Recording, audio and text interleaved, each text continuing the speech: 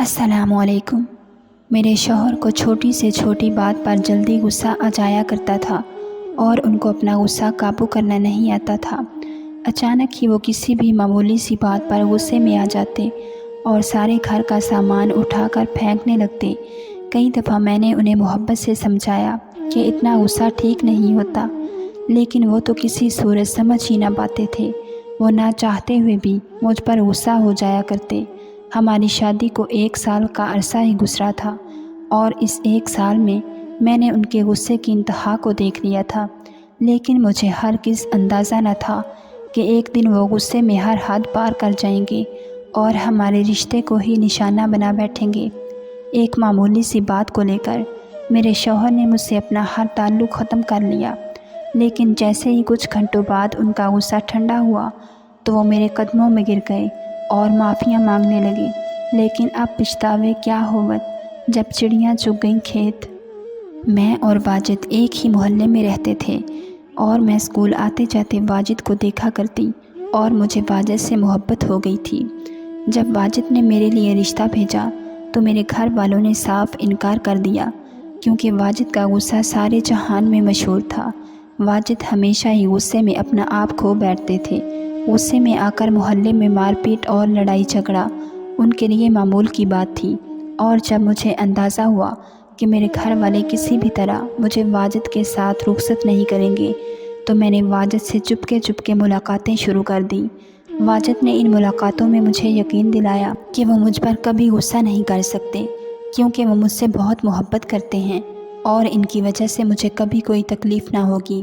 میں اس وقت جوانی کی دہلیز پر تھی اور جذبات کی سیڑھیاں چڑھ رہی تھی۔ ہر ملاقات پر جب واجد مجھے ہاتھ لگاتے اور محبت سے مجھے چومتے تو میں اندر تک سرشار ہو جاتی، اور واجد نے مجھے اپنے لیے اتنا بے تاب کر دیا تھا کہ میرے پاس اب اس کے علاوہ اور کوئی راستہ نہ تھا کہ میں اپنے گھر والوں کی مرضی کے خلاف جا کر واجد سے شادی کر لوں۔ میں کسی بھی طرح واجد اور اپنا ملن چاہتی تھی۔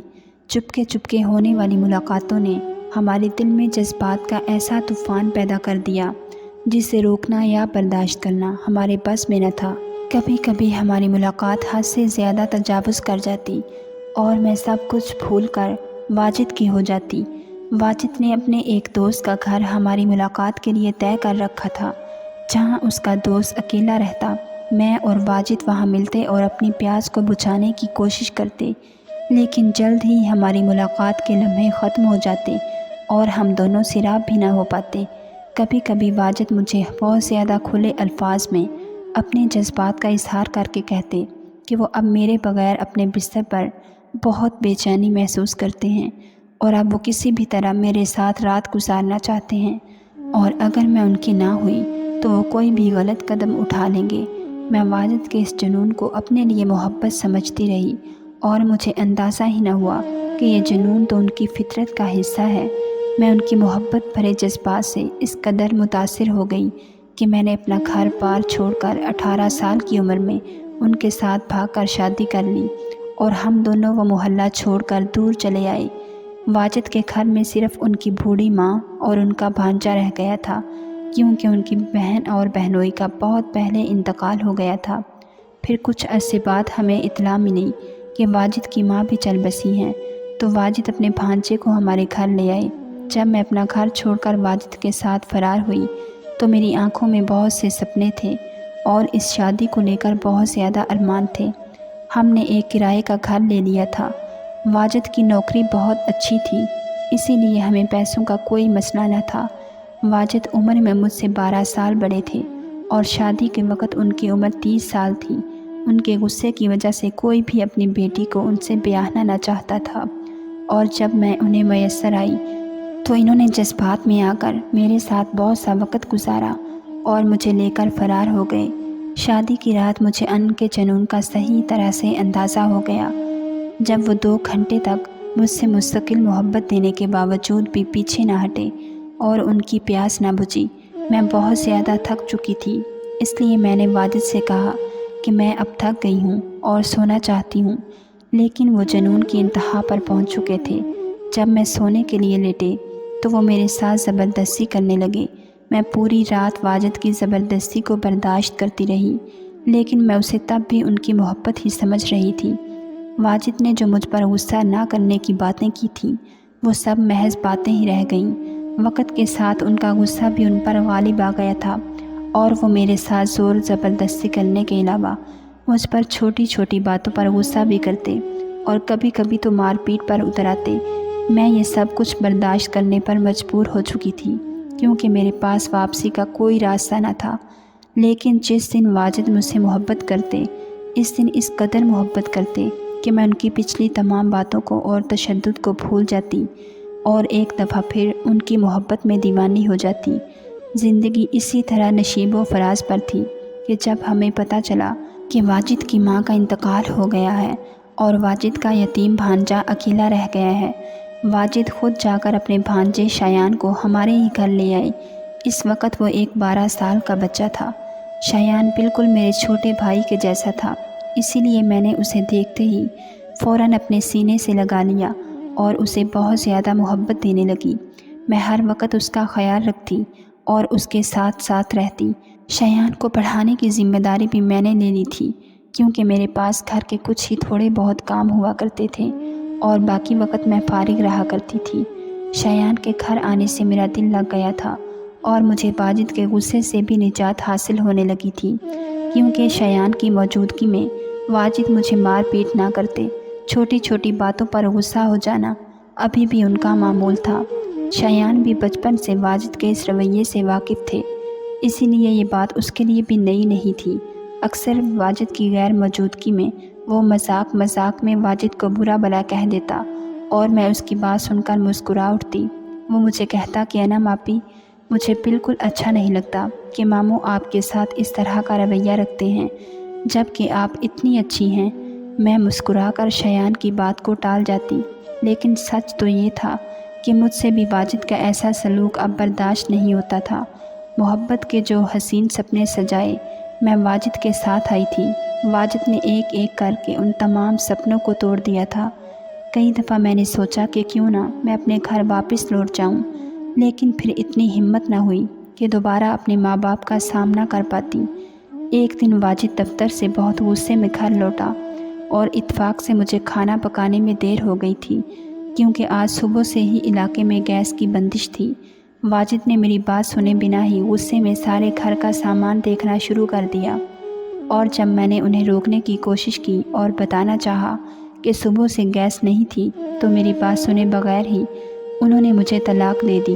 मैं अपनी जगह हक्का बक्का खड़ी रह गई और वाजिद को इस वक्त भी बिल्कुल अंदाज़ा न हुआ कि वो मुझ पर कैसी क़यामत ढा गए हैं। हमेशा की तरह कुछ ही घंटों बाद उनका गुस्सा बिल्कुल ठंडा हो गया तो उन्हें एहसास हुआ कि वो हम दोनों के साथ कैसा जुल्म कर चुके हैं। वो मेरे कदमों में बैठकर ज़ोर ज़ोर से रोने लगे और यही कहते रहे कि उन्होंने जो कुछ कहा वो गुस्से में कहा था और इसका कोई मतलब नहीं था। मैं उसकी बात को किसी सूरत ना मान सकती थी। मेरे नज़दीक तलाक हो चुकी थी। जब वाजिद ने देखा कि मैं उनके साथ अब किसी भी तरह रहने को राज़ी नहीं, तो उन्होंने एक दरमियानी रास्ता निकाला और कहने लगे कि मैं इस घर में रहकर अपनी इद्दत के दिन गुजार लूँ और फिर शायान से शादी करके दोबारा उनके निकाह में चली आऊँ। वाजिद की बात सुनकर मेरी जान निकल गई कि वो अपनी गरज की खातिर अपने 13 साला भांजे से मेरा निकाह करवाना चाहते हैं। वाजिद ने कहा कि एक यही रास्ता है जिसके ज़रिए से हम दोनों दोबारा एक हो सकते हैं। मेरे पास वाजिद की बात मानने के अलावा और कोई चारा न था, इसलिए मैं इस घर में रहकर इद्दत पूरी करने लगी। फ़िलहाल हमने ये बात शायान से छुपा ली थी। मैं रात को स्टोर रूम में चली जाती और रात वहीं गुजारती। दिन भर तो वाजिद घर पर मौजूद ही ना होते थे। शुरू में तो शायान बहुत हैरान हुआ कि मैं स्टोर रूम में क्यों सोने लगी हूँ, लेकिन फिर मैंने ये कहकर बात ख़त्म कर दी कि इसके मामू मुझसे नाराज़ हैं और वो मुझे अपने कमरे में नहीं रखना चाहते। दिन बहुत तेज़ी से पर लगा कर उठ रहे थे और वाजिद से मेरी जुदाई बर्दाश्त न हो रही थी। कई दफ़ा उन्होंने मुझसे बात करने की कोशिश की, लेकिन मैं हमेशा मुंह फेर लेती। इस वक्त वो एक नामहरम के सिवा और कुछ न थे। शायान ने भी इंटरनेट के ज़रिए कोई नौकरी ढूंढ ली थी और वो पढ़ाई के साथ साथ फारिग वक्त में इंटरनेट पर ही कोई काम करने में मसरूफ़ रहता। मैं जब भी उससे पूछती कि कहीं इस वक्त काम करने की क्या ज़रूरत पेश आ गई, तो वह मुस्कुरा कर कहता کہ وہ ہمیشہ تو میرے اور ماموں کے سہارے پر زندگی نہیں گزار سکتا اور وہ جلد ہی زندگی میں آگے بڑھنا چاہتا ہے۔ مجھے شایان کو دیکھ کر بہت خوشی ہوتی۔ وہ ایک سلجھا ہوا اور سمجھدار بچہ تھا۔ جس دن میری عدت ختم ہوئی اس دن واجد نے شایان کو بٹھا کر بہت پیار محبت سے ساری بات بتائی، جسے سن کر شایان سکتے میں آ گیا۔ اسے یقین ہی نہیں آ رہا تھا کہ واجد نے مجھے طلاق دے دی ہے، لیکن پھر اسے سمجھ آ گئی کہ میں اتنے عرصے سے اسٹور روم میں راتیں کیوں گزار رہی ہوں۔ اور جب واجد نے شایان کو یہ بتایا کہ وہ اس سے کیا چاہتا ہے تو شایان بالکل ہی ہکا بکا رہ گیا اور کہنے لگا کہ یہ کیسے ممکن ہے کہ میں اپنی مامی سے نکاح کر لوں۔ واجد نے کہا کہ حلالہ کرنے کا ایک ہی راستہ ہے کہ تم انم کو ایک رات اپنے نکاح میں رکھ لو، پھر بھلے تم اسے اگلے ہی دن چھوڑ دینا۔ یہ بات ہم تینوں کے علاوہ اور کسی کو معلوم نہ ہوگی اور یوں ہمارا بھرم رہ جائے گا، اور ایک دفعہ پھر انم میرے نکاح میں آ جائے گی۔ شایان نے ایک نگاہ مجھ پر ڈالی جو ان دونوں کی گفتگو کے درمیان خاموش بیٹھی آنسو بہا رہی تھی۔ شایان کو معلوم تھا کہ میرے آگے پیچھے کوئی نہیں اور میں ایک بے آسرا عورت ہوں۔ اگر شایان اس نکاح کے لیے راضی نہ ہوگا تو میں در در کی ٹھوکریں کھانے کے لیے مجبور ہو جاؤں گی۔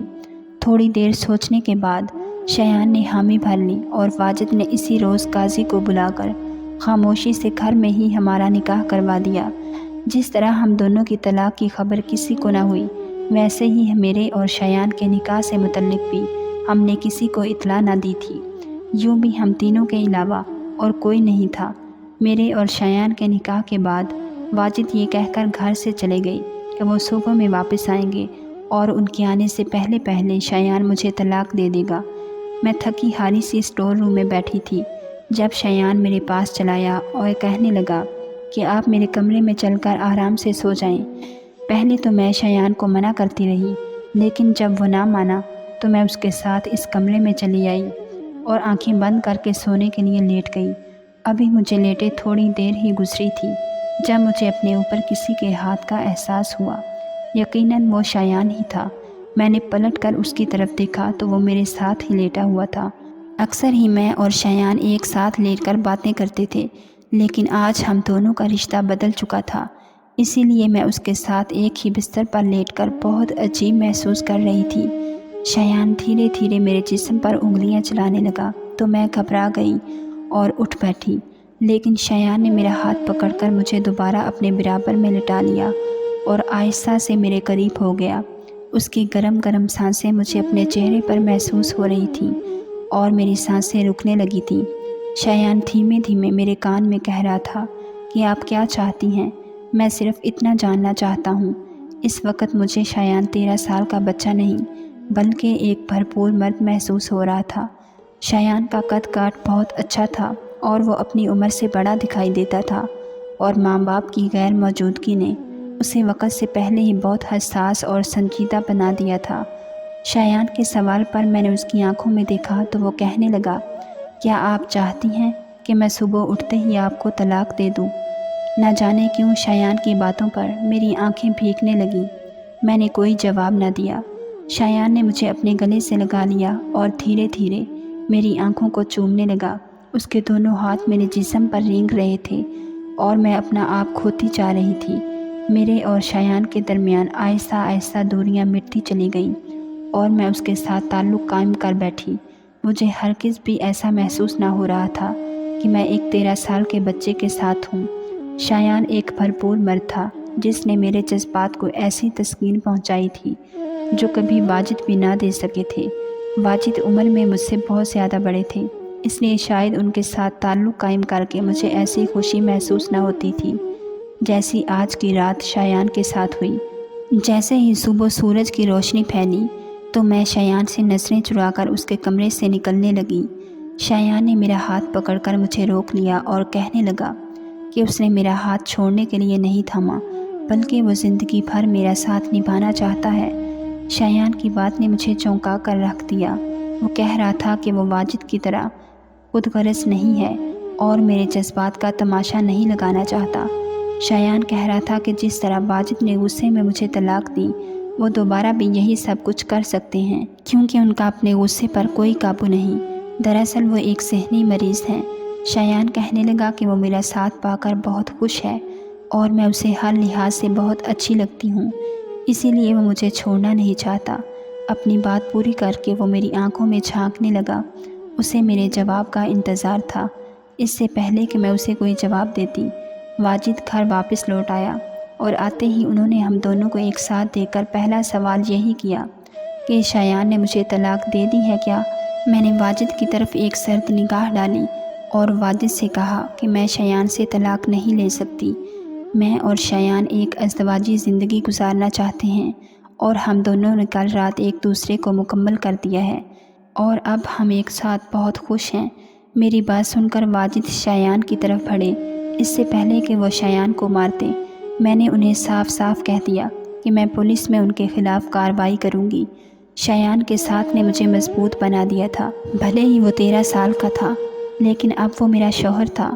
میں نے واجد کو آئینہ دکھا دیا اور شایان کے ساتھ اس گھر کو چھوڑ دیا۔ واجد نے ہم دونوں کو بہت برا بھلا کہا اور بہت ہنگامہ کیا۔ وہ مجھے ہماری محبت یاد دلانے لگے، لیکن اب میرے دل میں ان کے لیے کوئی جذبات نہ تھے۔ ہم دونوں وہاں سے نکل گئے۔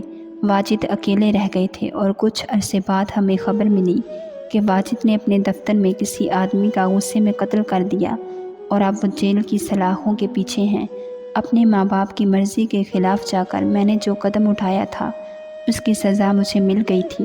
اب آنے والی زندگی مجھے شایان کے ساتھ گزارنی تھی۔